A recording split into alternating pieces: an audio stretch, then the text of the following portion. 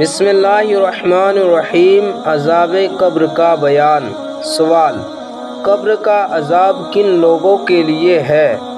جواب: تمام کافرین اور بعض گنہگار مومنین کے لیے ہے۔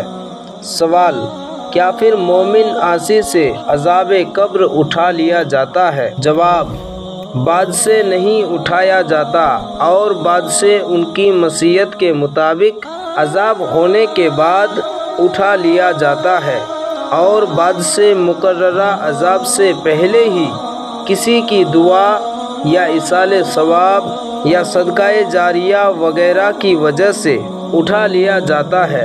اور ایک روایت میں یہ بھی ہے کہ مومن عاصی پر عذاب قبر شب جمعہ آنے تک رہتا ہے، اس کے آتے ہی اٹھا لیا جاتا ہے۔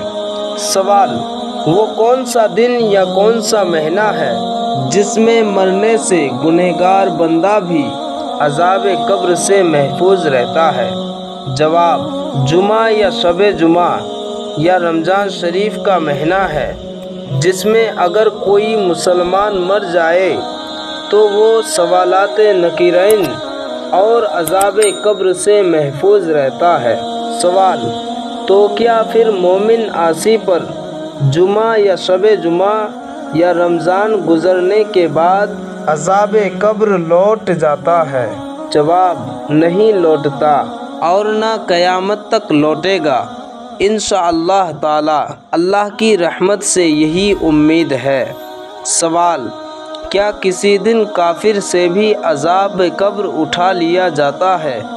جواب: ہاں، جمعہ و شب جمعہ اور رمضان شریف کے مہینے میں اس سے بھی عذاب قبر اٹھا لیا جاتا ہے۔